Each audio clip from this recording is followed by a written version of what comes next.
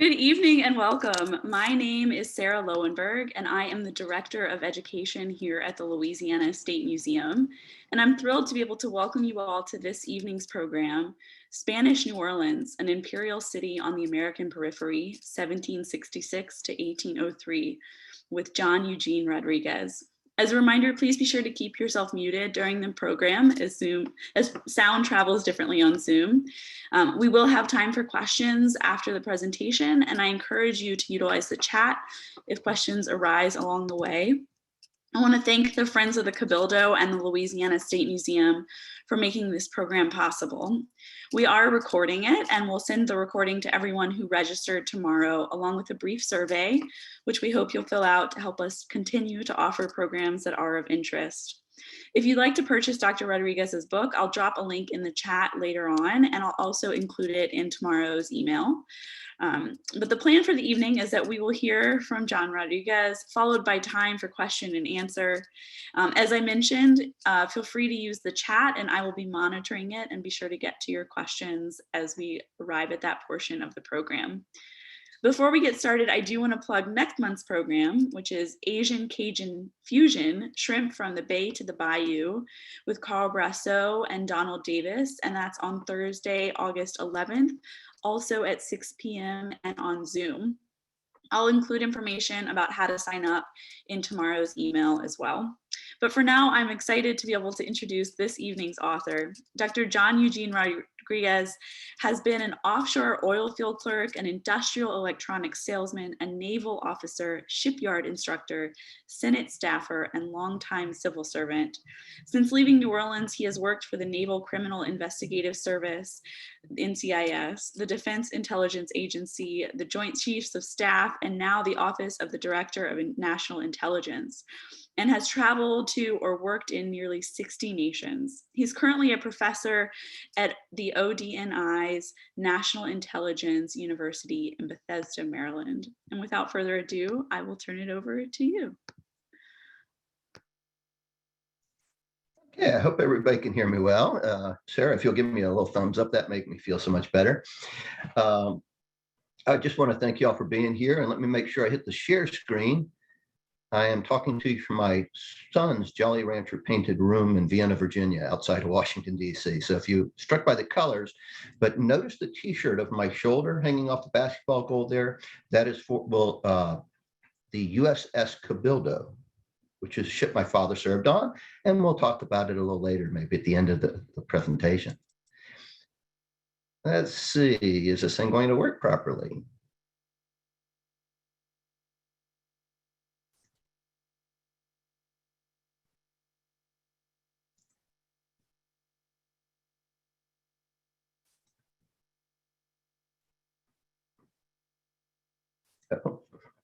If you'll excuse me for just a second, I was joking earlier that my generation is a little clueless when it comes to technology, and I've realized that my slides have decided to go the way of all things because I'm hitting the wrong buttons.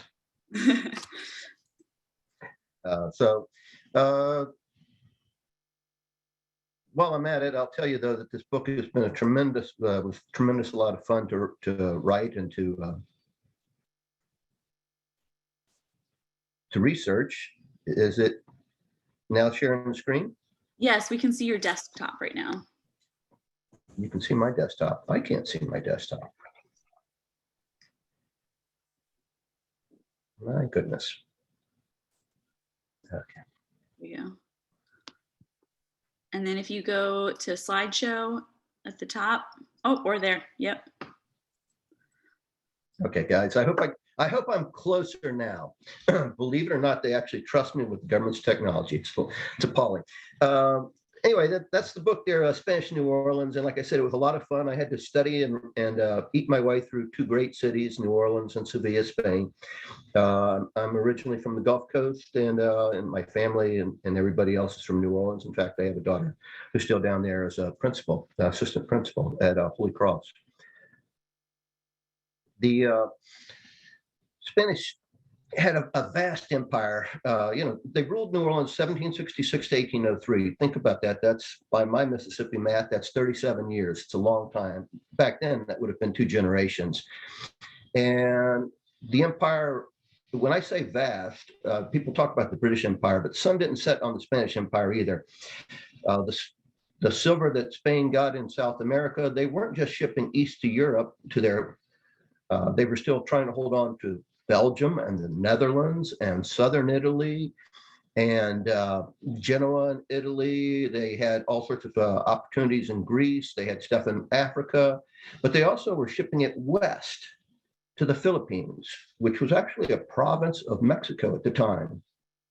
Yeah, it was actually administered by Mexico, and then they shipped it from there to China and Japan. So the whole Asian economy back in the 1600s and 1700s was actually being monetized, for those of you who like economics, by Spain.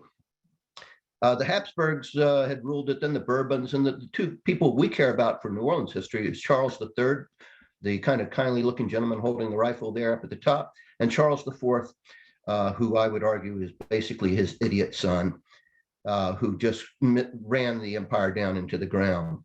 The Bourbons, especially Charles III, were really seen as reformers, centralizers.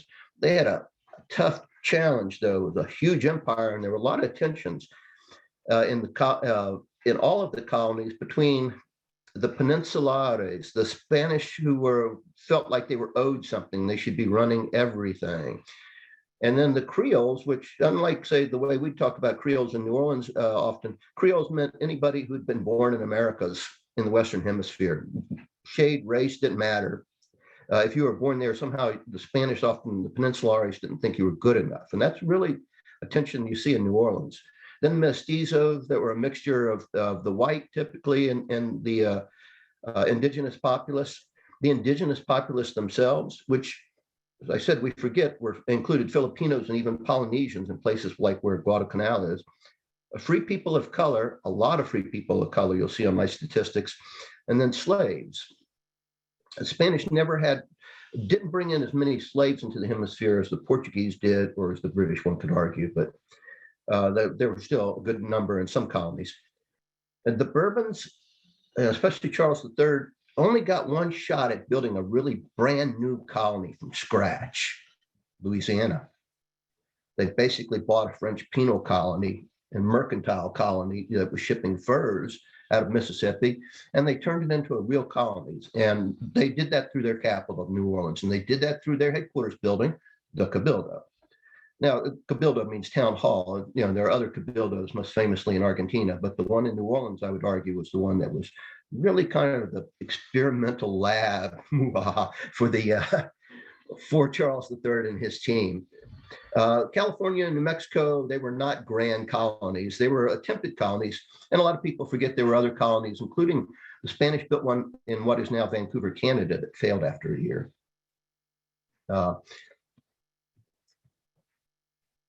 When you walk through New Orleans, what I saw as a boy is a Spanish city in the morning. There's only one building in New Orleans that's built during the French era. One. Anybody know where that is? It's the Ursuline convent, which actually the Spanish rebuilt and built a lot. So in New Orleans itself, the architecture, it's all Spanish or subsequent. The Napoleonic Code is not Napoleonic. The Spanish law by French rules, the French didn't even attempt to change the rules. They only ran the colony for 19 days. When the Spanish turned it over, it was for 19 days officially.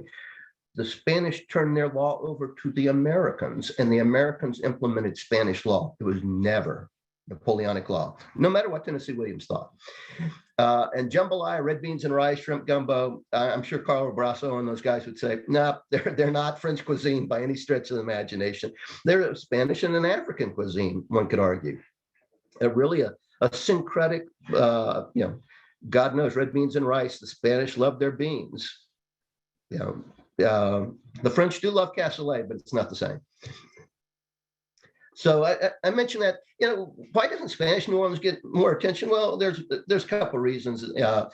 One is U.S. history books are always focused on slavery, which is a really big issue. You got to admit that. The Battle of New Orleans, which is really exciting, and Jean Lafitte, Louisiana Purchase, and all sorts of exotic things like voodoo and Mardi Gras parades later on and all. Typically, the references for the historians that were influenced very strongly by French observers. They read French, or they read the Jeffersonian official works. And Jefferson, we'll see later, his people had their own reason to denigrate New Orleans. I argue that Jeffersonian democracy was more Jeffersonian dictatorship. Jefferson was not interested in bringing Louisiana straight in as a state. He was appalled at the idea of bringing it in as a state, and we'll see why. New Orleans also became much more French in 1808, 1810, when lots of immigrants came via Cuba from what was then Saint-Domingue, now Haiti. A lot of American scholars don't bother to go into the Spanish archives. I don't know why, since it's such great food. They also don't know how to do often big data or to use the archaeology that's been done in New Orleans in the past. They don't know much about demographic, economic history. We don't have enough biographies. And the Spanish historians have not helped. They don't write about Louisiana because each of them is from a different nation and they worry about their national history. So Peruvian scholars write about Peru. Dominican scholars do the same thing. They don't talk about New Orleans or Louisiana, and they really are focused on different issues. They're worried about indigenous issues and conquistadors and religious conversion and resistance and revolt against Spain, and none of that mean much to Spanish New Orleans or Spanish Louisiana at all. Just doesn't mean anything to our history. What matters to our history, I argue, are three things as Spanish New Orleans. One is demographics, how the place was becoming much more Spanish and how we can document that, becoming much more Spanish and much less French over the course of that 47 years. How the trade, though, really changed because the Spanish had this very progressive ideal of kind of dual citizenship. And then how bringing those dual citizens in, Americans, but also some French, and accepting them, not chasing them out, and lots of other people, including especially free people of color, really encouraged a lot of political discourse, and that the Spanish Empire in Louisiana was becoming American. So to show this, in this book, I've used all sorts of resources, the archives in New Orleans and Sevilla. And one of the things I did, though, is New Orleans has that massive archive of notarial archives. What I did was I used the WPA indexes from the 1930s, and I created a spreadsheet with 10,000 names entered and about 80,000 entries altogether. So that's big data. And fused that with some census that I could find, military rosters, from both sides of the Atlantic and so forth, and really studied the population. Plus, I used newspapers. So if you're interested in New Orleans history, you should not just read newspapers in New Orleans. Because let's face it, if you and I were, something was to happen outside our window, we wouldn't write to the newspaper here. Everybody knows about it. No, what we do is we'd write to our brother or sister or our mother in somewhere else. So, for example, if you want to find the USS Caroline, the ship missing from the War of 1812, I can tell you, there's an account by a sailor in the newspaper in Fredericksburg, Virginia. He wrote his mom and said, "Hey, I was so lucky to survive, and here's the account," and so forth and so on.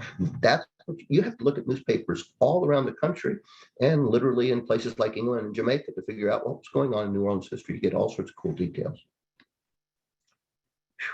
Take a breath for a second. So some of the big points I make in this book are New Orleans is a unique city, and it's not just a unique within our happy memory, but also it's a unique city within the Spanish Empire, the historical empire. It's unique in part because its demographics. New Orleans, again, was built from the ground up. It's almost exclusively European/American and African. Indigenous people barely appear in the record. Basically, the French people had died off. The French had moved people out. So you very rarely see indigenous people in records. I only found record of one Asian, and I could tell because of his last name, in the entire, and he probably came on Spanish galleon once upon a time. That meant that the city had an interesting problem. A lot of guys, not so many women. You wound up with a lot of intermarriage. We'll talk about a lot of tolerance, uh, this ideal of expanded citizenship, and that all changes the city very much. There were new modes of trade and taxation that were forced by the fact that they were not only next to the Americans, but they needed the Americans, and the Americans were flooding them with business, flooding them. The king's taxation system was based on a tax on certain things that the Americans didn't care about. So I'll talk about that trade in a minute. And again, I've mentioned the political discourse. And what some of the things we'll talk about that political discourse include a very high literacy rate for New Orleans. Everything you've read from the French accounts about New Orleans being illiterate ain't true. It's not true. It's easy to document. A very high literacy rate for both whites and free people of color. I suspect the slaves may have had a little more literacy than people allow, but also for females, female literacy. And that was part of the reason why the Ursuline Convent was there.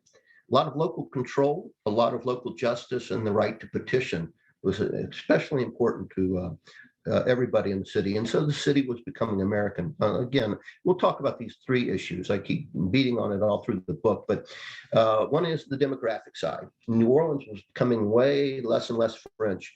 And the way I documented that was I went through every notarial record, like I said. So you go through 80,000 entries and you start compiling statistics. And what you can see on there is the new transactors and the total transactions.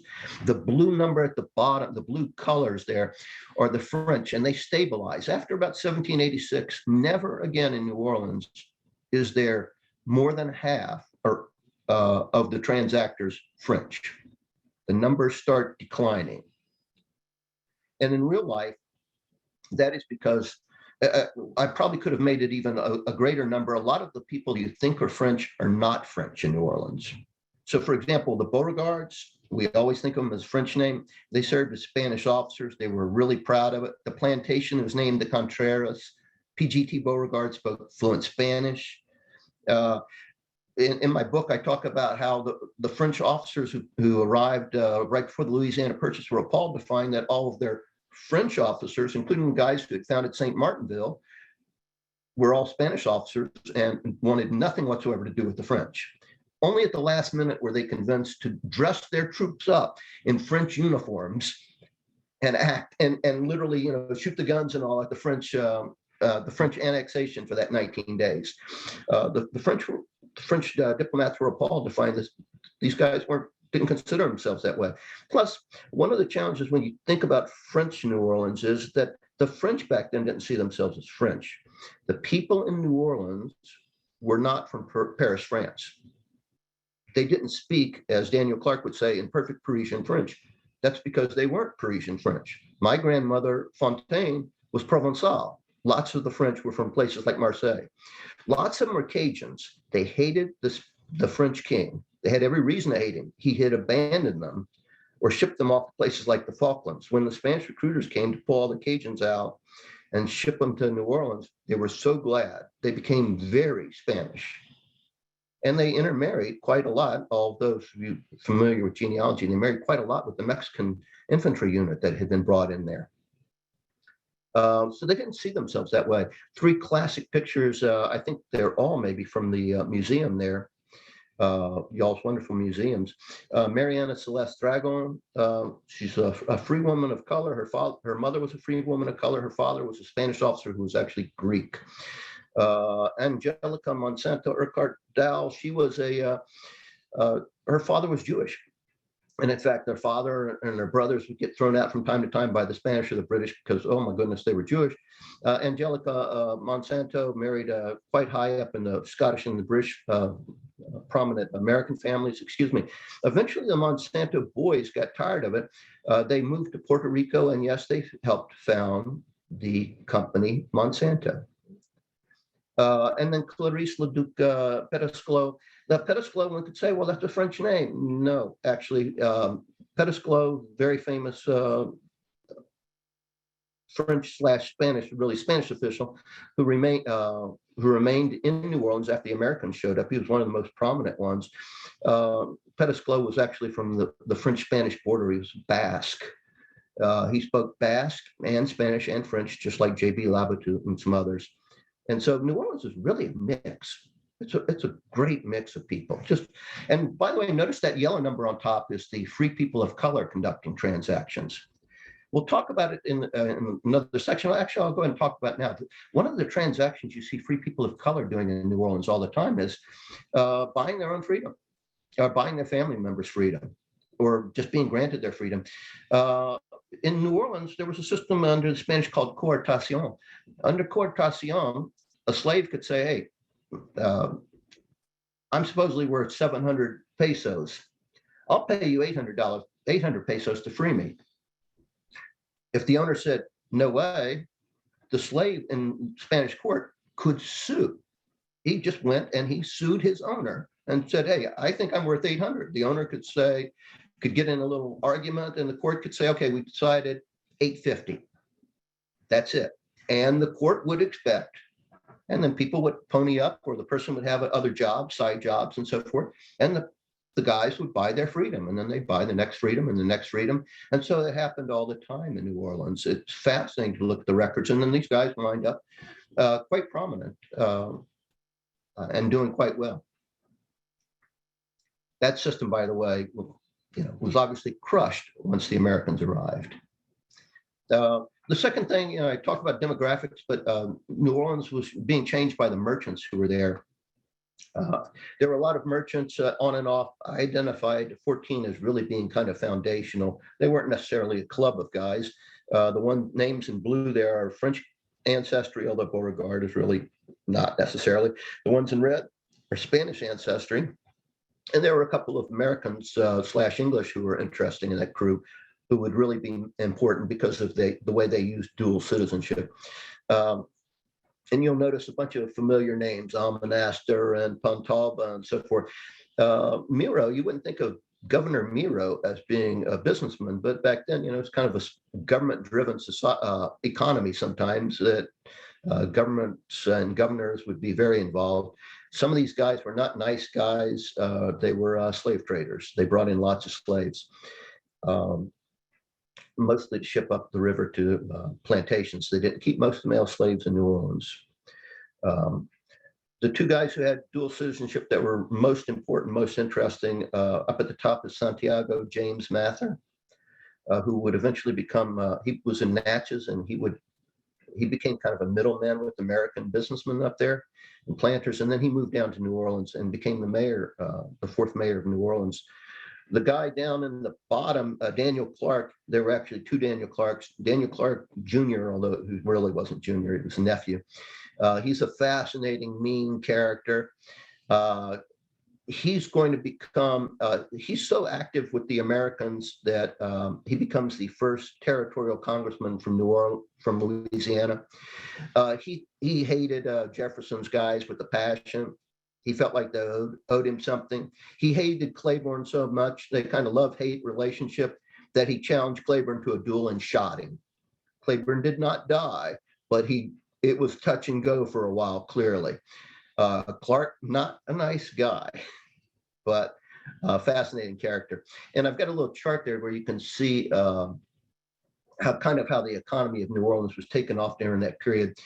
When Galvez took, during the Spanish era, the economy was just going straight up, and then it dipped for just a little bit during the Revolution and went right back up. Then they closed the river for a second, it goes back up, and it gets to 1787. Remember, we don't have a United States yet. There's just a confederation, and the Jay-Gardoqui Treaty fails, and the economy goes down. And it kind of stabilizes for a good while. There's ups and downs, hurricanes, and slave revolt over in Saint-Domingue. But then about 1802, notice it starts going up again. That's because all of these 14 guys who were living, especially Clark and them, could see the Americans coming. They could smell it. They knew it was coming. And they weren't betting on Napoleon taking over. They were betting on the Americans. And all of a sudden you can see they're represented kind of by that green line. All of a sudden it's like the stock market futures. It goes up. They know what's coming. And one of the fascinating things, the Spanish were confused about the way these guys are running their commerce, because the Spanish were used to shipping things out, to Spain for monopoly or through Havana and then on. But this economy was based on goods coming down that river, bought some and sold some in Natchez, coming to New Orleans, and New Orleans was the big deal. New Orleans was a growing city right off the bat, and they were shipping those goods out of New Orleans, and they were shipping them around Florida into places like Philadelphia and New York City.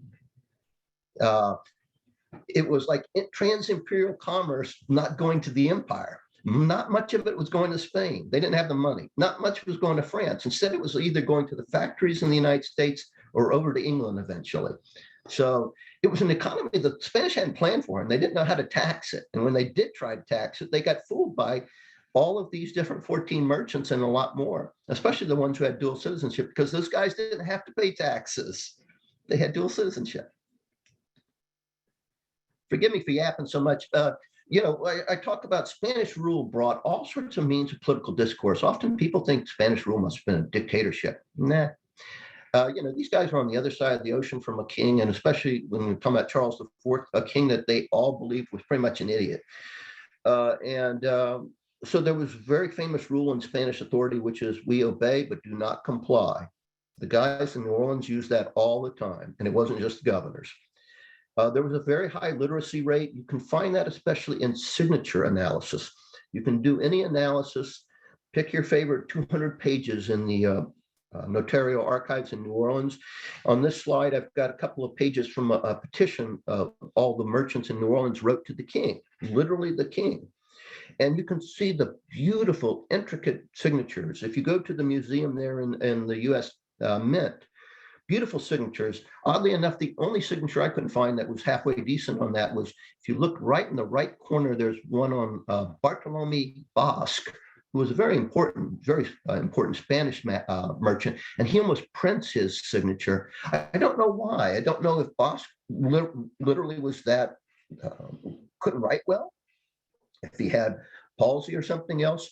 Bosque died a relatively early age, very successful merchant, and his daughter married, who was a famous beauty, married Governor Claiborne.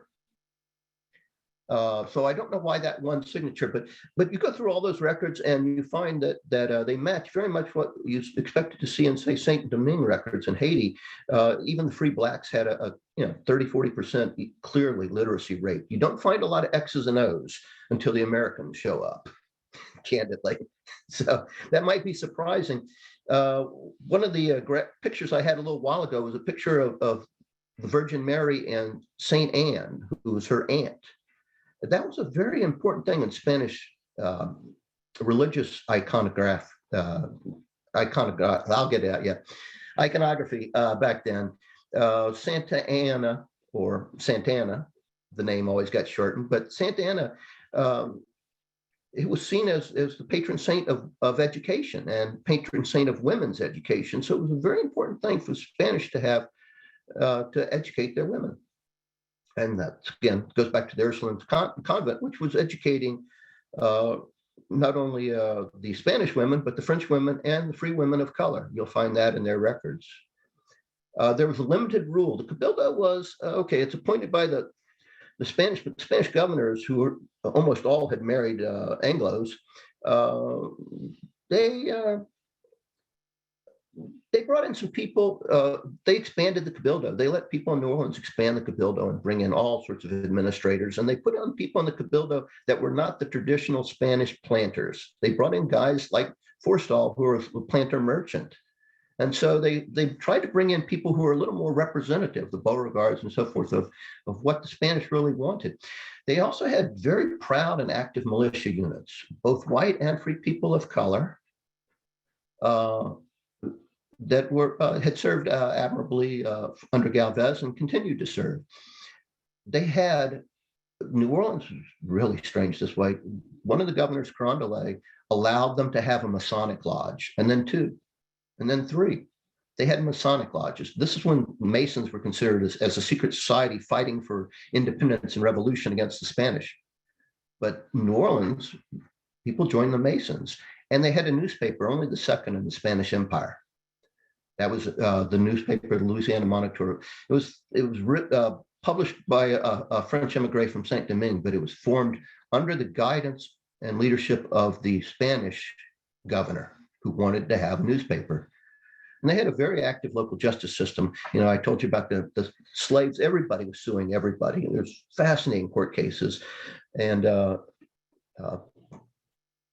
just a really impressive. One of the things that you can see in that one little file there is it's kind of from 1771, all of a sudden like 1789, as far back as some of those records went. You can see the number of court cases increasing. And the right-hand side, what that graphic's meant to show is Governor Miro, the governor could run the court. And they did, but Miro ran it maybe about half the time. But after a while, he was turning it over basically to other people, including Forstall. He was letting other guys run it, people who were from New Orleans, Creoles. So all of this meant these guys were really getting used to self-rule. They were appointing and electing for smaller positions. They were electing people in the Cabildo. In fact, there's a term called Cabildo Abierto, which means open Cabildo. And one could argue that all the New Orleans Cabildo meetings seem to have been open to everybody, regularly scheduled, way more active than you see a lot of other Cabildos. And they had this boldness. These merchants were petitioning their governor all the time, and the free men of color were petitioning the governor, but they were even petitioning the emperor, and they told the emperor point blank in one of the letters, one of the petitions, that his treaty was terrible and it was just awful. And if he kept doing it, Los Americanos, they referred to the Americans, Los Americanos, even Clark signed this, were going to inundate them. They were lording over, it was the term they used, they were lording over everybody, and the Americans were just going to take over if they didn't do something about it. Now, there is a petition I do want to mention to you real fast that comes after this book, but it's only a few weeks after this book's time frame. At the end of 1803, the Americans take over in December. In 1804, a few weeks later, the free men of color get together and they submit a petition, a whole group of them, large group of them. And they go to the governor and they say, "We have served you nobly," and I forgot the actual text in my book, but we have served the Spanish king, and we think nobly. We have always been together and loyal. And we look forward to the United States coming in and us being protected as citizens and honored. And we would be honored to be here for the United States. That's military man. Claiborne called them in and told them never do that again. Jeffersonian dictatorship. Under the Spanish governor would have said, "Of course, you're my citizens. You will always be honored. You will always serve with me side by side. You served with Galvez." The Americans blew the ultimate chance to change American history right there in January 1804. It's a document that nobody ever bothers to read. But there it is in the archives. And it says so much about how even free men of color expected to be given the full rights of citizenship. That was before the Americans showed up. So did anybody really cry when New Orleans became American, there in the Cabildo? The free people of color must have been worried. The free men of color must have really worried. The slaves must have worried because they weren't sure if the coartation, the Spanish practice, would continue, if they'd be able to buy their own freedom. The French supporters, that's supposed to be supporters of Napoleon, were probably disappointed, but they weren't surprised. They'd been hearing about this for months and months and months. The French governor, new ruler for the 19 days, he had known months before that he didn't have a job in real life. So all he was trying to do was stick his finger in the American eye. And some of the Spanish remained. Guys like Pettisclo, Martin Duralde, very important officials in the Spanish Empire, remained. The rest mostly transferred out to Cuba, Mexico. The soldiers returned from the one unit in particular. They went back to Mexico. And some families, like the Rodriguezes, decided, we take the land in Mississippi and stay. We liked the Americans and we didn't like the king a whole lot. The Anglophones were pleased, but they're worried about the competition probably. New Orleans, though, the whole point of the book was already becoming American because the Spanish didn't know how to hold back the sea. Los Americanos were coming across the Appalachian. They were just pouring across. They were coming down the rivers, and they had hard currency, which really frustrated the Spanish since they have the silver mines. But the Americans have got the money, and the Americans are marrying the women, and they're expecting a new form of government, and that changed. New Orleans was, in Claiborne's shocked words when he came in as governor, New Orleans is a great commercial city already. He'd arrived and found that it wasn't a village. It wasn't a dismal French village from 1763. It was a city, and it was well run. So that's kind of my presentation. One of the things I did want to mention to y'all just real fast and trivia was there's a bazillion questions in New Orleans you find when you're doing research, and I wanted to share some of those with you just for the fun of it. Rich Robbins, I think, is out there. One of them, he's interested in Governor Galvez. Galvez, when he left New Orleans, he went to Mexico. He died under strange circumstances, and some people argue he was poisoned because he was considering already independence against the Charles IV. There was a guy named Philip Nolan, who's famous for those of you who read A Man Without a Country. Philip Nolan, the real Philip Nolan, was working for the U.S. government as a spy out of New Orleans. He was mapping Texas and New Mexico. He was working for the lead American general, James Wilkinson, who's later going to be involved with Aaron Burr. And Nolan gets set up, perhaps. Nolan gets assassinated in Texas. Was he betrayed by his own boss, the U.S. military? This is a spy story. A guy named Richard Lee Taylor, you see a little picture of him there. He was one of the first two brothers to get down the Mississippi River from the English colonies. He wound up a revolutionary officer. His brother died, but he was so interested that he came back, and I think he sponsored the first flatboat that came down the river. By the way, he was so fascinated in New Orleans that eventually he shipped his son down there, Zachary Taylor. Zachary Taylor becomes the only president of the United States from Louisiana. There's a little small picture of a steamboat there. There was an early steamboat by a guy named James Rumsey that was tested in West Virginia. Actually, a bunch of famous people from New Orleans saw it when they were boys, the Shepherds. But going through New Orleans records, I found that Santiago James Rumsey is all over the New Orleans records in the 1770s and 1780s. Nobody had known where he was. No historian knew where he'd been. He was in New Orleans. What was he doing in New Orleans? And here's a real mystery. In 1807, there's an advertisement in a newspaper in New Orleans to sell the steamboat. There's only one problem. The steamboat didn't get down the river until what, 1810, 1812? The Roosevelts brought it down. But there's the ad in 1807. Somebody was selling a steamboat. Now, there's some suspects, maybe Rumsey, maybe Ogdens, who are down there already and involved with Fulton, maybe Edward Livingston involved with Fulton, or I don't make this up, in the Spanish records and the early American records, you find Alexander Fulton. Yes, it's Robert Fulton's brother. New Orleans might have been ahead of the curve long before we even realized it, and historians know. And then last but not least, I want to give a shout out to archaeology. People like Jill Yakubik, who I had the pleasure of digging with many, many years ago, and Earth Search and all. They did all sorts of archaeology, but they never got funding to write good reports. There's all sorts of places where archaeology would be just tremendous in revealing what went on in Spanish New Orleans, French New Orleans. One of the classic places, especially for free people of color, one of the most important free men of color down in New Orleans was a guy named Jacques Ledouf.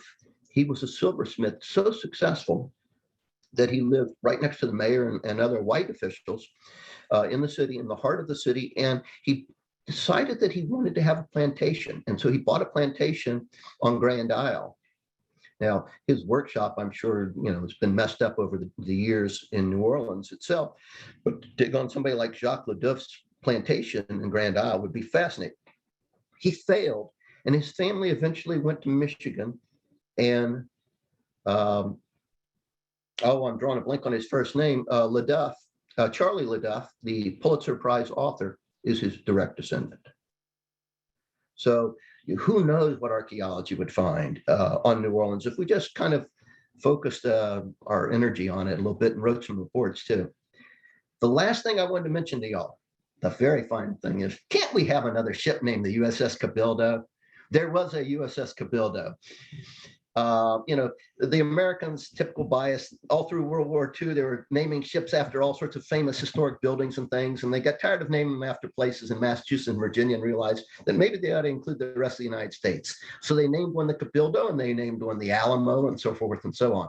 So these later named ships didn't get to get all the battle stars and all that you think of World War II, but unfortunately, or fortunately, the Cabildo wound up it was one of the first ships nuclear tested. I mean, it was like literally the first ship that got nuclear tested.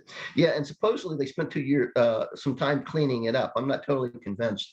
Then they served in the Korean War and got hit by artillery rounds. They served in the Cuban Missile Crisis on the blockade, and they served in Vietnam operations. I would love to see, especially since we have a Secretary of the Navy right now named Del Toro, I would love to see a ship named the Cabildo. I've broached this with my buddies in the Navy many a year before. And it's a special thing because I go to the reunion still. My father was on the USS Cabildo after the nuclear testing and was there when the rounds dropped in from North Korea. So the Cabildo holds a special place in the Rodriguez heart for a bazillion reasons. And I guess that kind of wraps it up. And I'll be glad to answer all the questions. And let me turn this share off if I can figure out how to do that. Thank you so much for an excellent presentation. There's such a rich and complex history, and we're getting a lot of really interesting questions in the chat. So I'm going to do my best to get to them all, and I'll be reading them out. So I'm going to come back up. Can you say a little bit more about Nicholas Forstall and his role? Yeah, Forstall seems to have been a favorite child of the Spanish. I think he got sick at one point, and maybe that's why he wasn't more influential. But Forstall was clearly very trusted by the Spanish. When you look at the records in both the archives as well as in the Mint, and you see his name quite frequently in the correspondence in Sevilla. Obviously, he was somebody just that Spanish put a great deal of trust in. You see, like on that one year, he's running half of the court cases in New Orleans instead of the governor. The governor must think well of him. There's plenty more detail, obviously, to be done on him. But he's one of those city founders that deserves some recognition. Thank you. Yeah.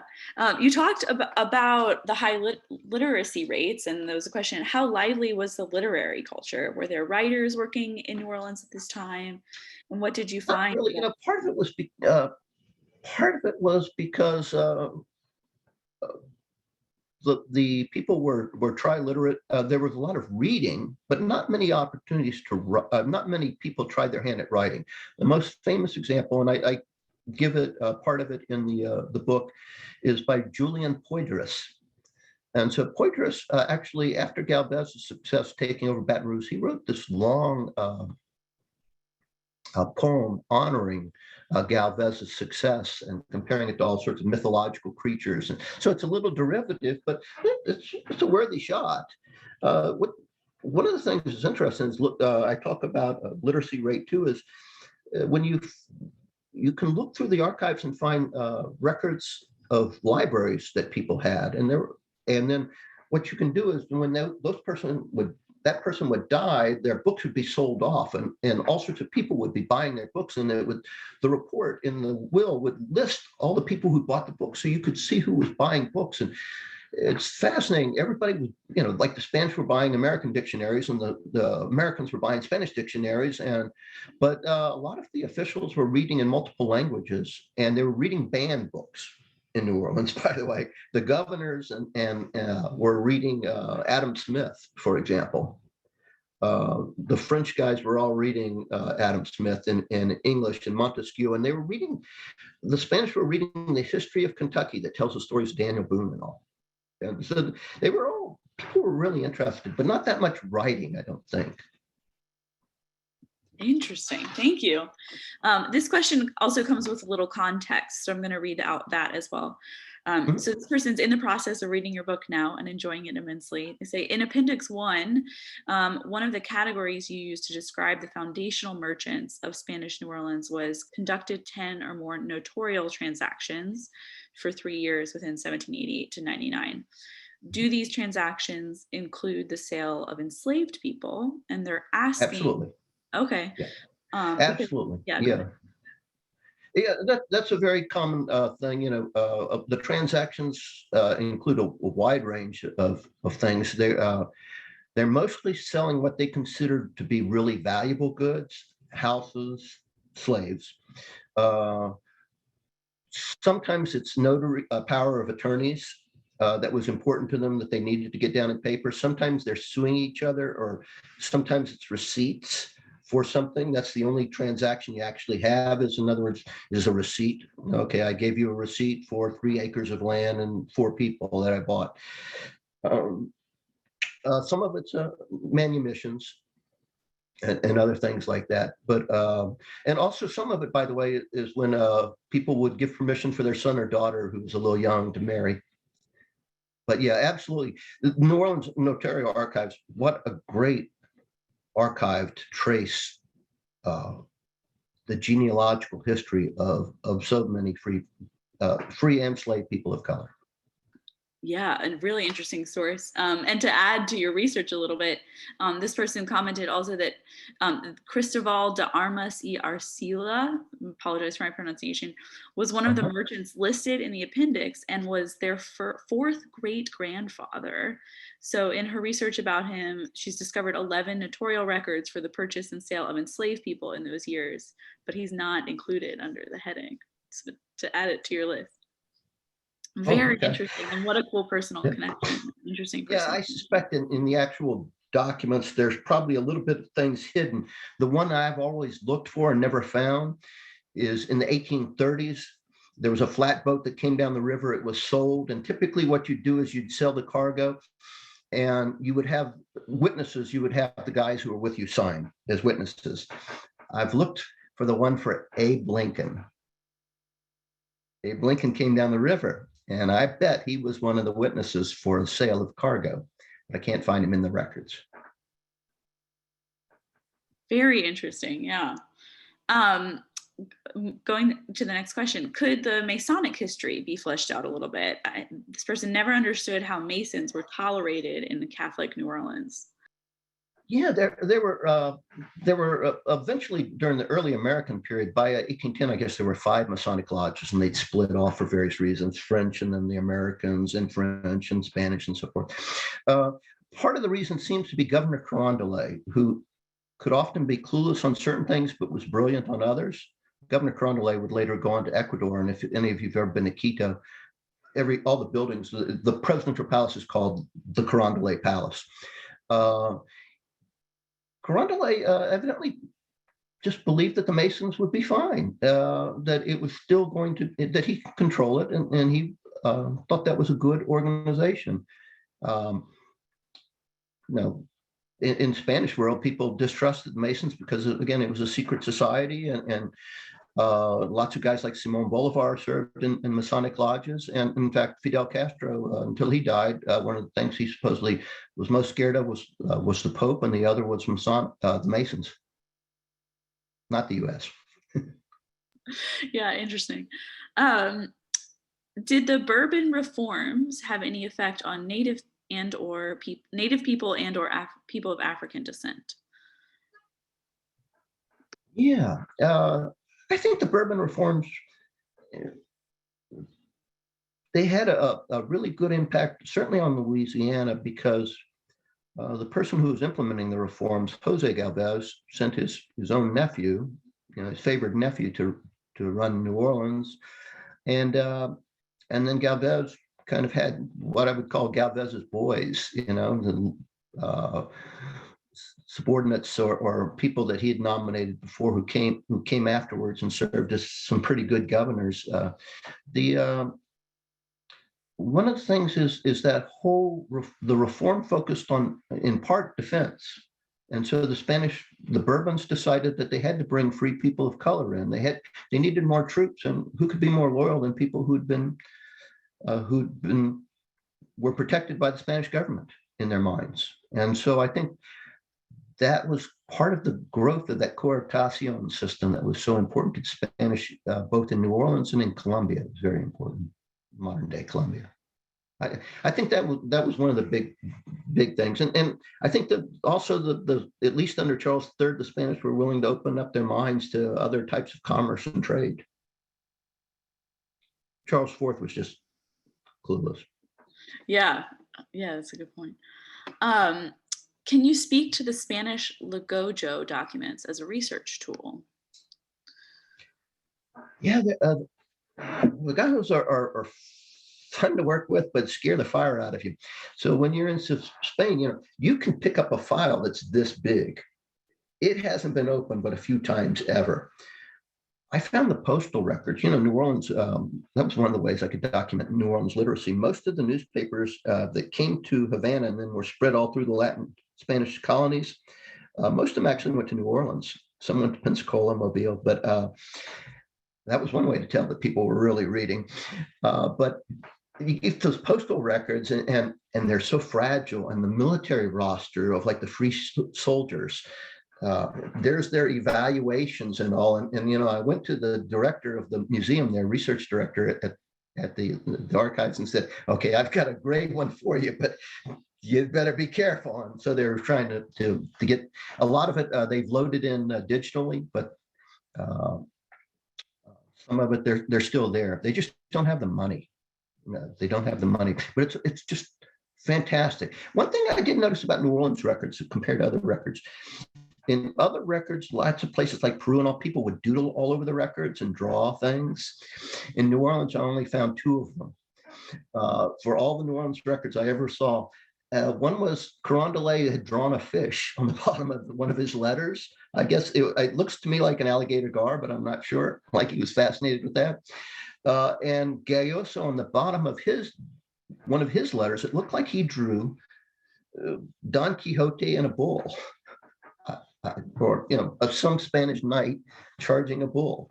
I guess he missed home or something. It's such an interesting little personal bit, and apologies again for my pronunciation.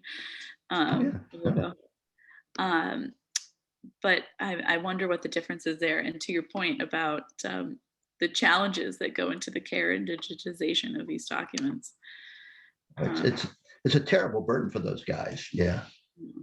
Can you speak about the Spanish efforts to attract immigrants to Louisiana? Was there an effort to bring immigrants from Ireland? They didn't make a formal effort, although obviously lots of Spanish were Irish. In fact, Alejandro O'Reilly famously, quashed the attempted French revolt in 1766, Bloody O'Reilly. My last name is Ryan, partly because the Ryans came in during the Spanish period. I say my last name, but one of my ancestors, the Rodriguez, married a Ryan.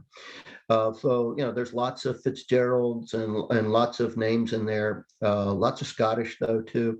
I think they tried to attract that. Part of the problem, and I talk about this in the book for the Spanish, the reason they weren't able to stem the American flow of immigrants was because they couldn't go beyond their bias. They wanted good Catholics, so they brought in people from Germans from southern Germany, Munich area. They brought in Irish. They loved the Cajuns.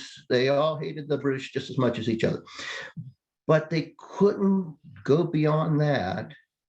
And they wanted the Americans to convert to Catholicism, which wasn't going to happen. It just wasn't. What they could have done was this was recommended by one of their governors, Arturo O'Neill, definitely Irish, but O'Neill recommended bringing in the people from Mexico, particularly from what we would now call the Yucatan. He recommended bringing in thousands of them. He said, look, they're starving. They don't have enough money. They don't have enough land. Bring them up there. And he sent letters to that effect to the king, and the king's guys kind of blew him off. And at that point, if I recall, Jose Galvez was already dead. The Spanish, they had all sorts of unemployed people in Mexico itself, and they could have brought Brazilian Mexicans in, but they didn't. They tried to bring in some Canary Islanders, but if you're a Canary Islander, there was a limited number of those people as well. So Spanish just missed chances. They just couldn't get beyond that mindset that they had to be white Catholic. Yeah, I think you could blame the governors for that. that makes sense. Absolutely.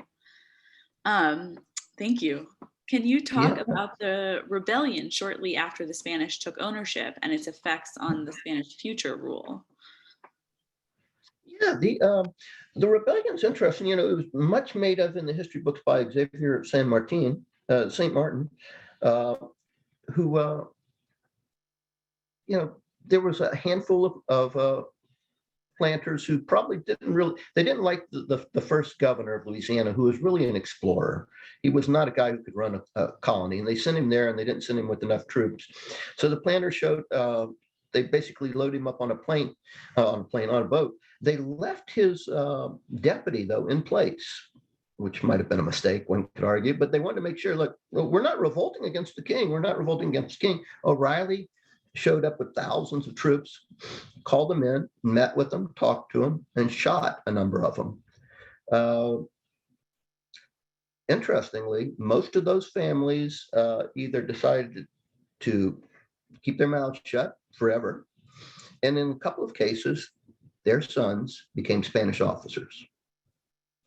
So, St. Martin, they made much in the history about these brave planters resisting against Spanish tyranny.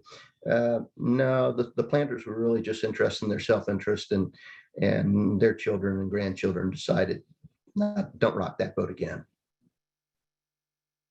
So one could argue it was brutal, but very effective. Never had a problem again. Yeah, particularly the family connections after are interesting. A couple of quick comments in the chat. Someone suggested you contact Richard Campanella, who might have more information on Abraham Lincoln and his trips to New Orleans, as he's written about those trips. So thank you for that. This person wrote, during Governor Galvez, immigrants were brought from Malaga and the Canary Islands, also French origin Acadians from different parts of the world after being expelled from Canada. But they hadn't found Irish coming into Louisiana. So thank you for that addition. Yeah, you can find them. The Irish just kind of steadily dripped in along with, a lot of what we consider Spanish. Made a point of saying the French weren't necessarily French. The Spanish weren't necessarily Spanish. Lots of them were actually Italians and Greeks. The Italians tended to be from Genoa, but some from Sicily, but they even had Greeks as well, and they had a lot of Irish. And tracking the Irish in Spanish records is a bit of a challenge because sometimes they change the spelling. So like in New Orleans records, Ryan appears as Raillen sometimes, and Berrigan gets spelled around in all sorts of ways, and the O'Neills and all the rest of anything which starts with an O, you've got to take a look at and think about it, and then go back and find more records. So they added the Irish were part of the wild geese who fled Ireland to Spain and became either soldiers or priests. So yeah, well, that's one of the great questions. For example, is McCarthy family, which is very prominent in New Orleans history. They had been living in Spain for a while, just as the listener said there, the wild geese type of family and merchants. So did they consider themselves Spanish at that point? I don't know. Or did they consider themselves Irish and still, or hard to say.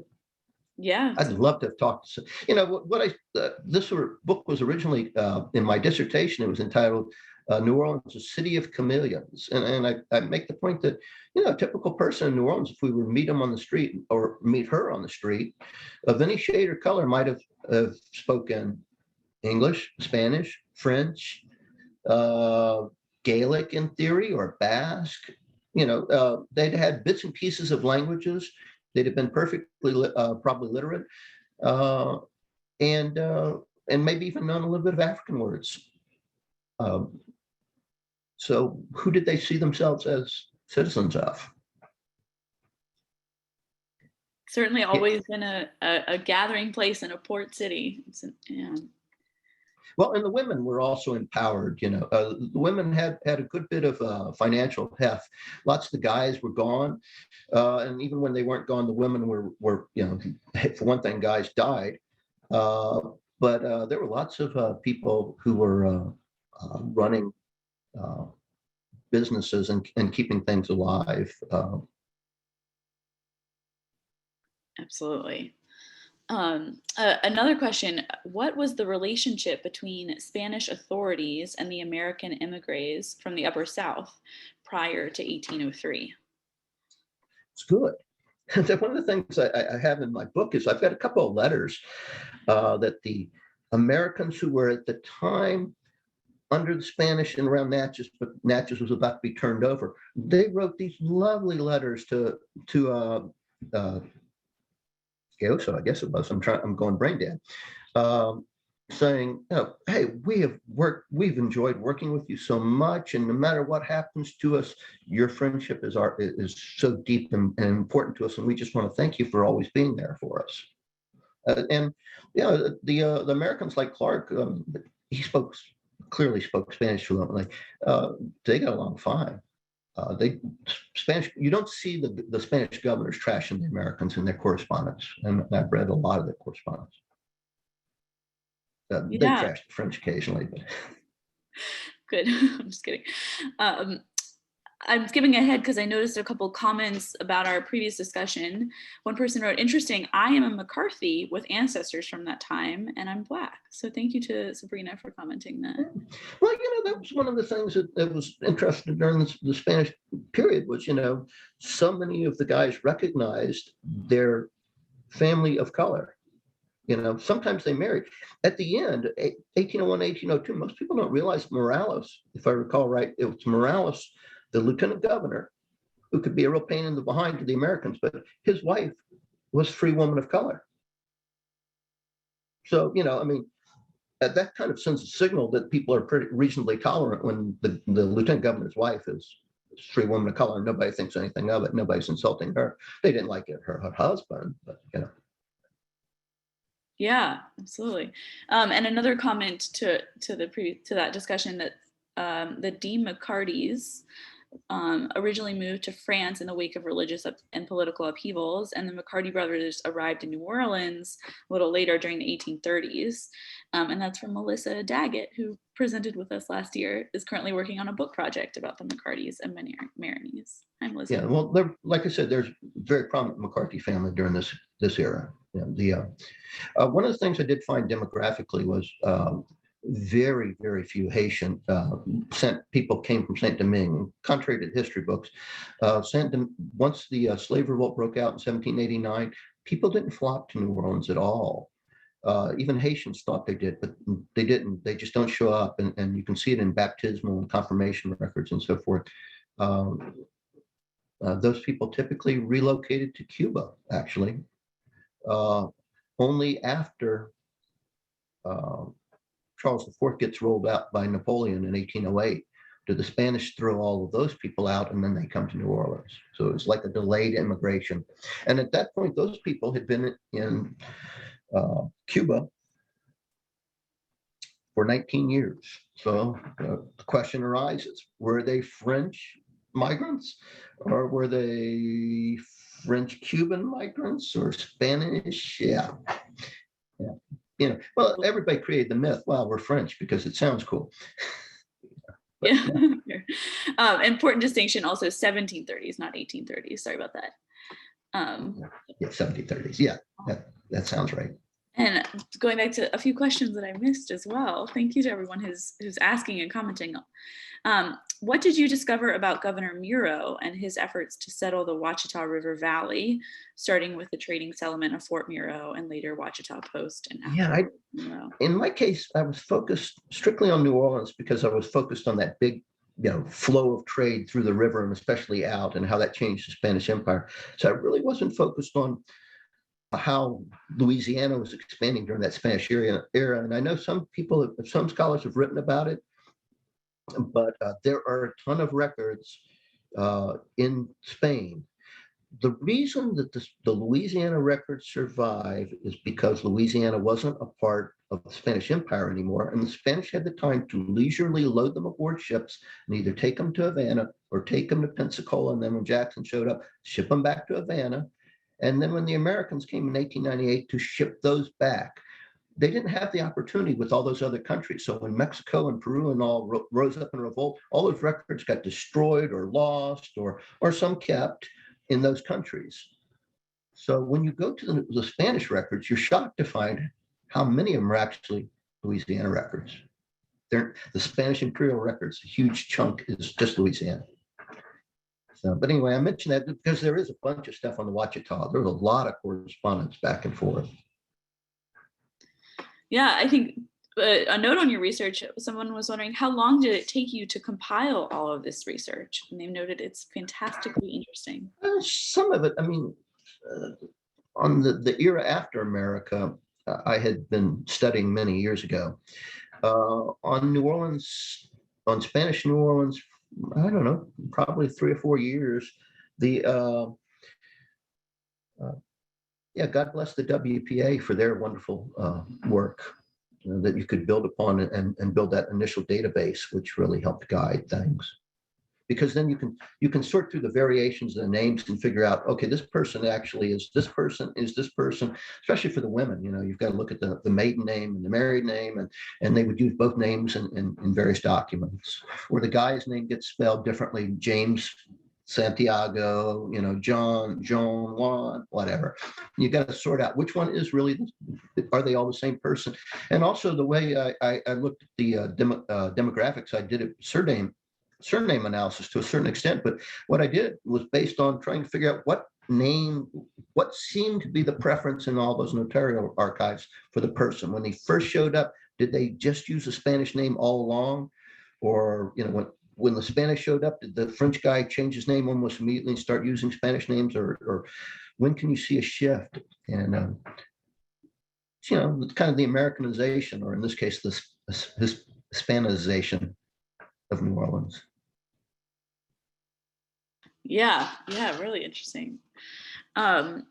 Did the power and influence of Spanish Creole families survive in the city's economy and politics after the Louisiana Purchase? And if so, how can it be measured or observed in the historical record?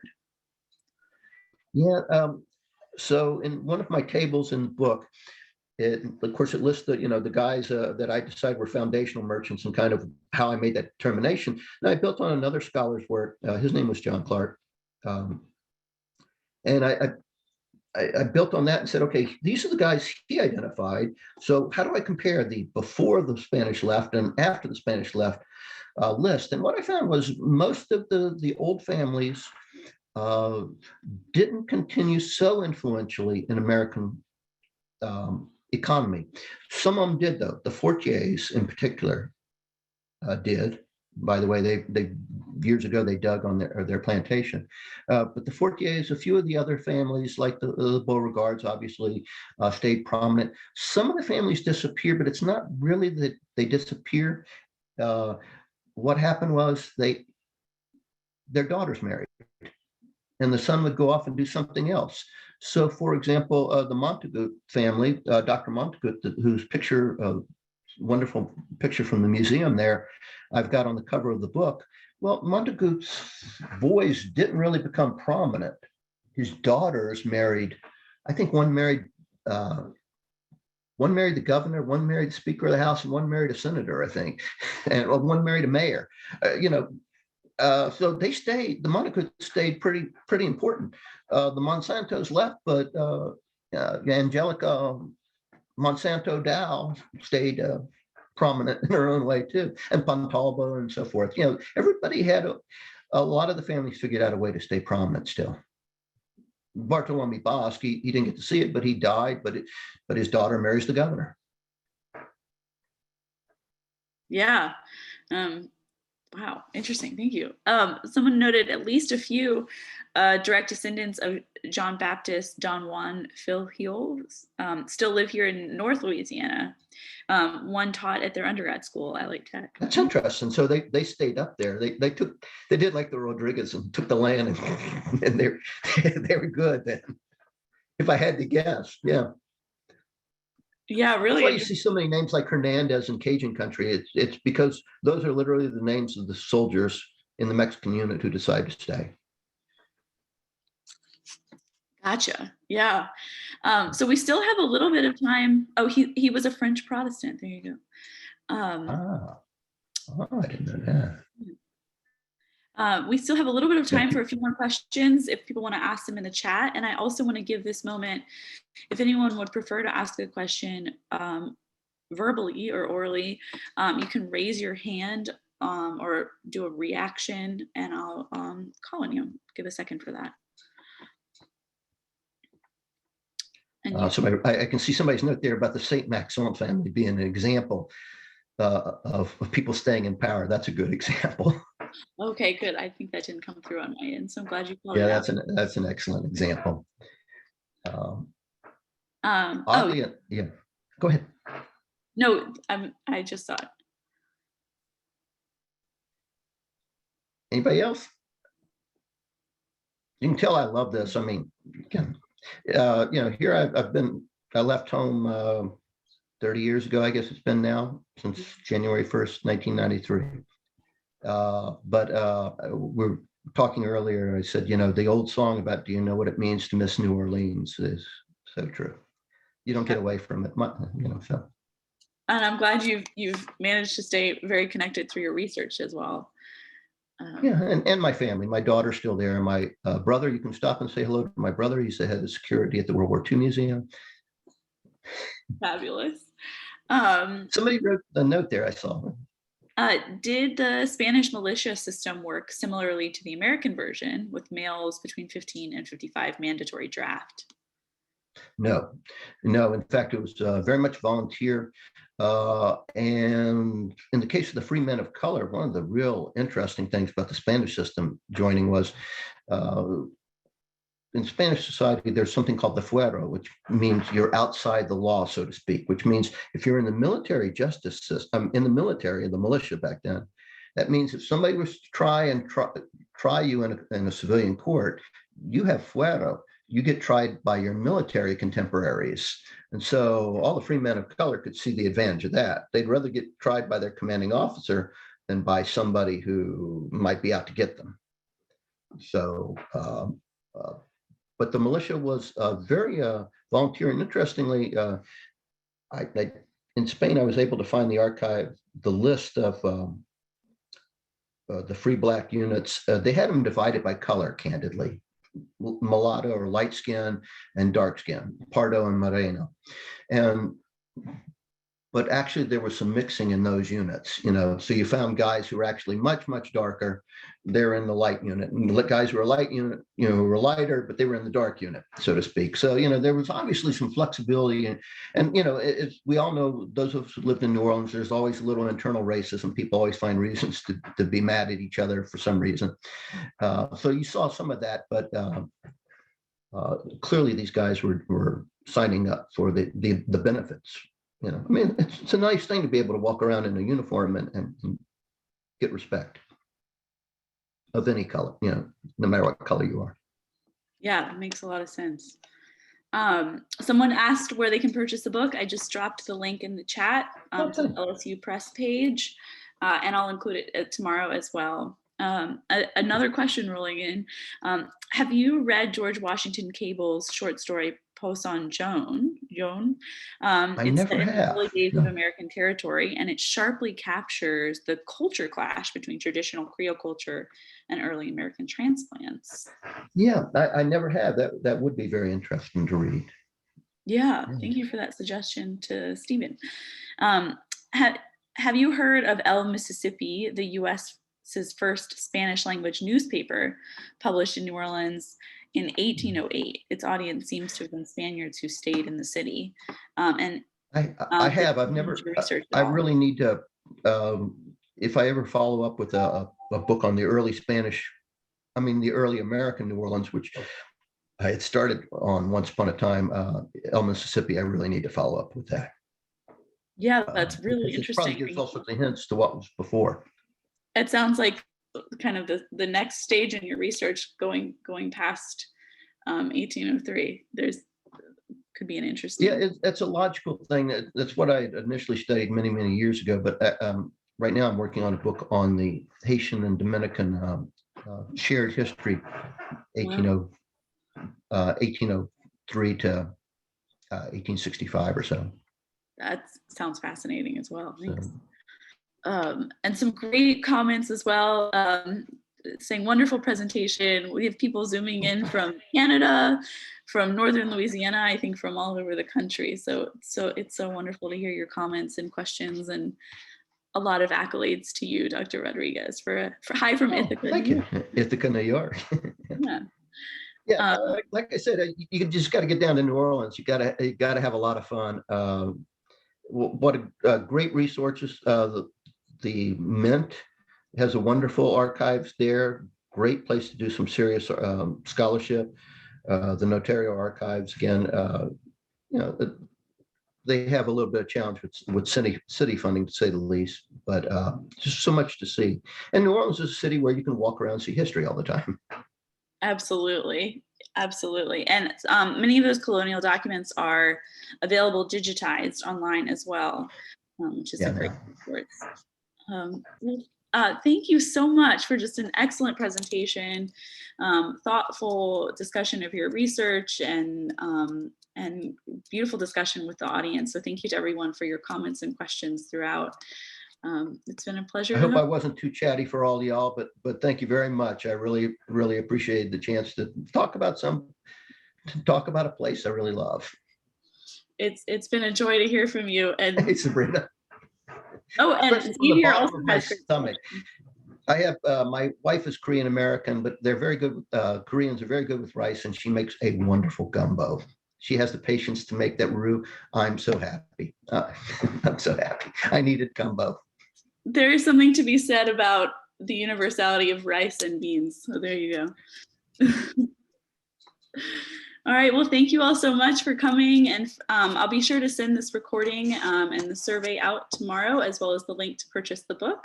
So stay tuned, and we'll see you next time. Thank you all. Bye-bye. Have a good evening, and thank you again.